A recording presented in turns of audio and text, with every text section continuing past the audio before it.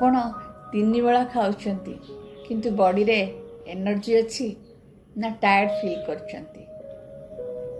ଆମେ 40 ବର୍ଷ ପରେ ମହିଳାମାନେ ସାଧାରଣତଃ ଏହି ପ୍ରକାର ସମସ୍ୟାରେ ପଡ଼ିଥାଉ ଯେ ଆମେ ଠିକ୍ ଟାଇମ୍ରେ ଖାଉଛୁ ଏବଂ ଯାହା ଆଗରୁ ଖାଉଥିଲୁ ତା ମଧ୍ୟ ଖାଉଛୁ, କିନ୍ତୁ ଆମେ ସକାଳୁ ଉଠିଲେ ଆମକୁ ଫ୍ରେଶ୍ ଲାଗୁନି, ଟାୟାର୍ଡ ଲାଗୁଛି, ଦେହ ଓଜନ ମଧ୍ୟ ବଢ଼ିଯାଉଛି ଏବଂ ମନ ମଧ୍ୟ ଭାରି ଲାଗୁଛି। ନମସ୍କାର, ମୁଁ Meenakshi Mishra, inner clarity coach. 40 ବର୍ଷ ପରେ ଆମେ ମହିଳାମାନେ ଯେଉଁ ସମସ୍ୟାରେ ଦେଖାଦିଏ ସାଧାରଣତଃ ଆମ ଜୀବନରେ, ସେହି ସମସ୍ୟାଗୁଡ଼ିକୁ ନେଇକି ମୁଁ ଗୋଟେ 7 ଦିନର ସିରିଜ୍ ଷ୍ଟାର୍ଟ କରିଛି ହୋଲିଷ୍ଟିକ୍ ହିଲିଂ ତରଫରୁ। ସେଥିରେ ଆଜି ଆମେ ପ୍ରଥମ ଦିନରେ ଜାଣିବା ଆମର ଫୁଡ୍ ବିଷୟରେ। କାହିଁକିନା ଆମ 40 ବର୍ଷ ପରେ ଆମ ଶରୀରରେ ବହୁତ କିଛି ପରିବର୍ତ୍ତନ ଘଟିଥାଏ। ଆମେ ଯେତେବେଳେ ସେଇ ଶରୀରର ପରିବର୍ତ୍ତନ ଗୁଡ଼ିକୁ ଭଲ ଭାବରେ ବୁଝିଯିବା, ତାହେଲେ ଆମେ ନିଶ୍ଚିତ ଭାବରେ ଆମ ଯାହା ବି ଚେଞ୍ଜେସ୍ ଆମ ଶରୀରରେ ହେଉଛି ଆମେ ସେଇ ଅନୁସାରେ ଖାଦ୍ୟ ଖାଇବା, ଆମର ଜୀବନଚର୍ଯ୍ୟା କରିବା, ତାହେଲେ ଆମେ ନିଶ୍ଚିତ ଭାବରେ ଯେମିତି ଆମେ 40 ପୂର୍ବରୁ ଏନର୍ଜେଟିକ୍ ଥିଲୁ, ଫ୍ରେଶ୍ ଥିଲୁ, ସେମିତି ମଧ୍ୟ ଆମେ 40+ ପରେ ଆମ ଜୀବନକୁ କାଟିପାରିବା। ଫୁଡ୍ କଥା କହିବା ପୂର୍ବରୁ ଆମେ ଜାଣିବା ଆମ ଶରୀରରେ 40 ବର୍ଷ ପରେ ଆମ କ'ଣ କ'ଣ ପରିବର୍ତ୍ତନ ଦେଖାଦିଏ। ପ୍ରଥମ ପରିବର୍ତ୍ତନ ହେଲା ଆମର ମେଟାବଲିଜିମ୍ ସ୍ଲୋ ହୋଇଯାଏ, ଅର୍ଥାତ୍ ଆମର ହଜମ କରିବା ଶକ୍ତି କମିଯାଏ। ଫଳରେ କ'ଣ ହୁଏ ନା ଆମେ ଯାହା ଆଗରୁ ଖାଉଥିଲୁ ସେଇ ଖାଦ୍ୟ ଆମେ ଏବେ ଗ୍ରହଣ କରୁଛୁ, କିନ୍ତୁ କ'ଣ ହୁଏ ନା ଆମର ଯେଉଁ ଏନର୍ଜିରେ କନଭର୍ଟ ହେବା କଥା ଆମର ଖାଦ୍ୟଟା, ସେଇର ସ୍ପିଡ଼ଟା କମିଯାଏ। ଫଳରେ କ'ଣ ନା ଆମ ଖାଦ୍ୟଟା ଭଲ ଭାବରେ ହଜମ ହୁଏନି। ମନେକର ଯେ ଆମେ ରାତିରେ ଖାଇଛେ ଏବଂ ସକାଳୁ ଉଠିଲା ବେଳକୁ ଆମକୁ ଫ୍ରେଶ୍ ଲାଗୁନି, ତାମାନେ ଆମେ ଯାହା ଖାଇଥିଲେ ଡିନରରେ ତାହା ଆମର ଭଲ ଭାବରେ ହଜମ ହେଇପାରିନାହିଁ। ଆମର ସେଟା ସ୍ଲୋ ହେଇଯାଏ, ଆମର ମେଟାବଲିଜିମ୍ ତାକୁ କୁହନ୍ତି, ଯେଉଁଟାକି ଆମର ହଜମ କରିବା ଶକ୍ତିଟା ଆମର 40+ ହେଲା ପରେ ସେଟା କମିଯାଏ।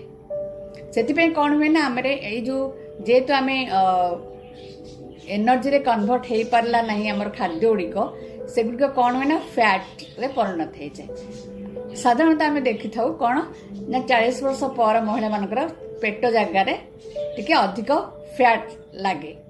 କାହିଁକିନା ସେଇ ଯେଉଁ ଆମେ ଯେଉଁଟା ଖାଦ୍ୟଟା ଆମର ହଜମ ହେଇପାରିଲାନି, ଏନର୍ଜିରେ କନଭର୍ଟ ହେଇପାରିଲାନି, ତା ଆମର ଟମି ପେଟ ପାଖରେ ହିଁ ସେଟା ଷ୍ଟୋରେଜ୍ ହେଇଗଲା।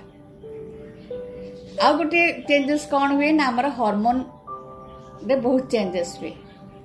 ଆମର ମୁଡ୍ ବହୁତ ଫ୍ଲକ୍ଚୁଏଟ୍ ହୁଏ। ଆମେ କେତେବେଳେ ଠିକ୍ ମୋଟିଭେଟେଡ୍ ହେଇ ବହୁତ ଏନର୍ଜେଟିକ୍ ହେଇ କାମ କରିଦେଉ, ତାପରେ କେତେବେଳେ ଆମ ମୁଡ୍ ଖରାପ ହେଇଯାଏ, କିଛି ଛୋଟ ଛୋଟ କଥାରେ ଆମକୁ ଇରିଟେସନ୍ ଲାଗେ, କାମ କରିବାକୁ ଇଚ୍ଛା ହୁଏନି, ମନ ଭାରି ଲାଗେ। ଏଇଟା କାହିଁକି ହୁଏ ନା ଆମର ହରମୋନ୍ ଲେବୁଲ୍ରେ ବହୁତ ଚେଞ୍ଜେସ୍ ଆମ ଶରୀରରେ ହେଇଥାଏ। ଫଳରେ ଆମର ମୁଡ୍ଟା ଏମିତି ଆମର ଫ୍ଲକ୍ଚୁଏଟ୍ ହେଇଯାଏ। ସେଇ ଅନୁସାରେ ଆମର ମୁଡ୍ଟା ଫ୍ଲକ୍ଚୁଏଟ୍, ଇମୋସନ୍କୁ ଆମର ସେଇଟା କଣ୍ଟ୍ରୋଲ୍ କରେ ଆମର ହରମୋନ୍ସ ଗୁଡ଼ିକ।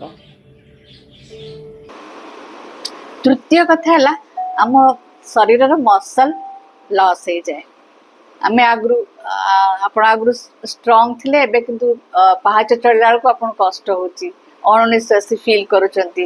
ତେଣୁ ଆମର ଯେତେବେଳେ ଏଇ 40+ ହେଇଗଲା ପରେ ଆମର ଶରୀରର ମସଲ୍ଟା ଲସ୍ ହେଇଥାଏ। କାରଣ ମସଲ୍ ହେଉଛି ଗୋଟିଏ ଆମ ଶରୀରର ଷ୍ଟ୍ରେନ୍ଥ ଇଞ୍ଜିନ୍। ଯଦି ମସଲ୍ କମିଗଲା, ମସଲ୍ ବି ଆମର ଫ୍ୟାଟ୍ ବି ଷ୍ଟୋରେଜ୍ କରେ, ତେଣୁ ମସଲ୍ କମିଗଲା ପରେ ଆମର ଷ୍ଟ୍ରେନ୍ଥ କମିଯାଏ, ଆଉ ଜଏଣ୍ଟରେ ଷ୍ଟ୍ରେନ୍ଥ କମିଯାଏ। ଆଉ ହୁଏ କ'ଣ ନା ଆମ ଫ୍ୟାଟ୍କୁ ଷ୍ଟୋରେଜ୍ କରିବାକୁ ଯେତେବେଳେ ସ୍ପେସ୍ ମିଳେ ନାହିଁ, କାରଣ ମସଲ୍ କମିଯାଏ, ସେତେବେଳେ ଆମେ ମଧ୍ୟ ମୋଟାପଣ ଆମ ଶରୀରରେ ଦେଖା ଦେଇଥାଏ। ତେଣୁ ଏଇ 3ଟି ବେସିକ୍ ଜିନିଷ ହେଉଛି ଆମ ଶରୀରରେ ଆମର ଚେଞ୍ଜେସ୍ ଆମେ ଦେଖୁ 40+ ହେଇଗଲା ପରେ। ତାପରେ ଆମେ ଏହାର ସଲ୍ୟୁସନ୍ କ'ଣ? ସଲ୍ୟୁସନ୍ ଅଛି ଯେ ଆମେ ଆମ ଖାଦ୍ୟକୁ ଠିକ୍ ଭାବରେ ଖାଇବା।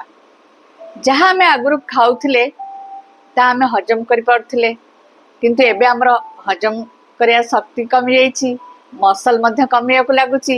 ତେଣୁ ଆମେ ମସଲ୍ କେମିତି ବେଶୀ ଆମେ ବିଲ୍ଡ କରିପାରିବା, ମସଲ୍କୁ ଷ୍ଟ୍ରେନ୍ଥ ଦେଇପାରିବା, ପ୍ଲସ୍ ଆମେ ଭଲ ଖାଦ୍ୟ ଖାଇବା। जहाँद्वारा कि आमको एनर्जी मिल।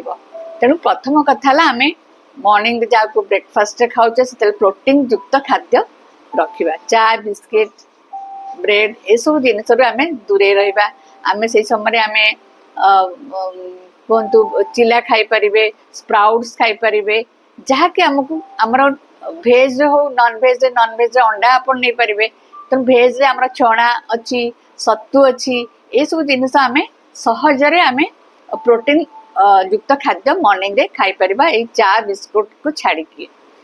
लंच रे आम कौन करबा ना लंच रे आम मध्य 50% आमर जमती फाइबर रहिबा बा परिबा खाइबा आम 50% आउ 25% रहिबा आपन प्रोटीन जेमिति हेले आउ रहिबा 25% आप भात खाई पारंती रुटी खाई पारंती जोटा कि आम कार्बोहाइड्रेट्स सरे कहूचु।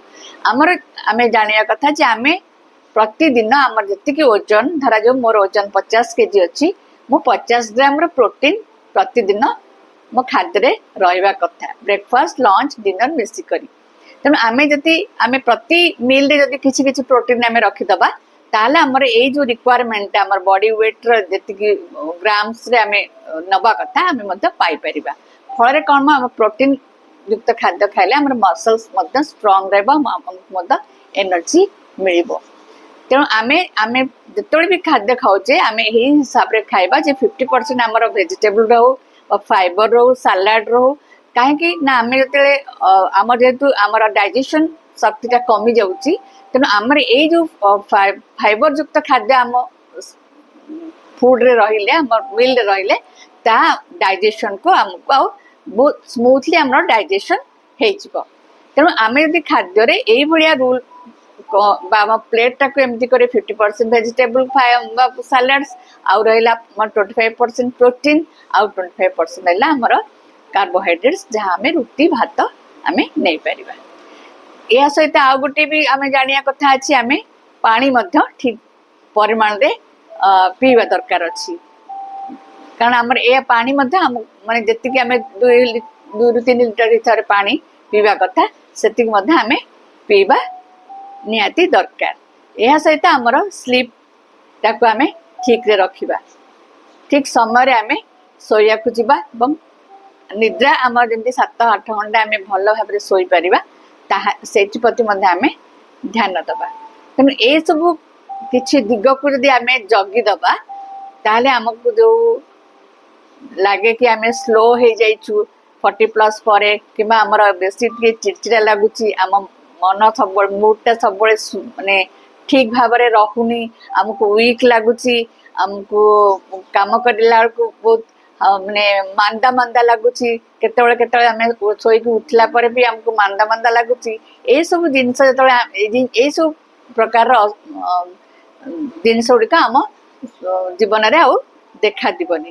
तेणु आम 40+ जदि महिला आपण अच्छी ताहले आपण निश्चित भाव में आपण खाद्य प्रति ध्यान देबे यही प्रकार हिसाब से आपण सुगर इनटेक टाकू बहुत कम करेंगे पैकेज फूड गुड़िक खायापी अवॉइड करेंगे जिते हम घर तैयारी खाद्य खायापी चेष्टा करेंगे तेल मसला ये सब बहुत कम कले बहुत भल ये सब जिनस जदि आम टिके नजर दबा ताहले आम निश्चित भाव में आमर जहाँ कि आम भावुचे जे आम ठीक रे तो खाऊचे जहाँ खाऊलु तो एबे तो खाऊचु किंतु एबे कहीं भाया प्रॉब्लम देखाउची बा मूड रे आमर कौन परिवर्तन होउची किबा आमर खाद्य रे हजम होउनी कहीं किबा आमर स्ट्रेंथ पाउनी कहीं ये तीनोटी एरिया रे आमे साधारणतः स्ट्रगल करू जे आमे आमर हजम शक्ति कमी जाए प्लस आमर कौन है आपंकर जो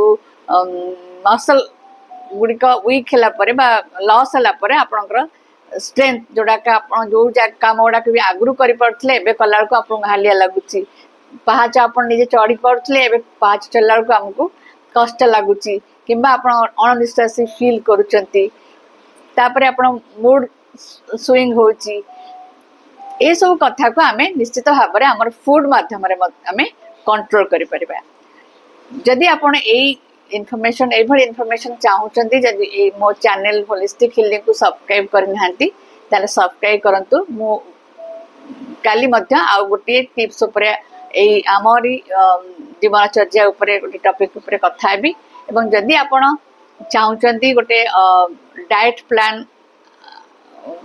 नबा पाई ताले आपण मो एई वीडियो तळे कमेंट रे रिसेट लिखंतु मु आपण मन पखु जो जो माने रिसेट बोली कमेंट लिखिबे मु से मान को गोटे पीडीएफ शेयर करबी सेtre मु किछि टिप्स देछि 7 डेज रो मील प्लान एवं आउ किछि टिप्स देछि आपनकर ए खाद्य विषय रे आशा करूछि आपनको इन्फॉर्मेशन भी भल लागिथिबो धन्यवाद नमस्कार।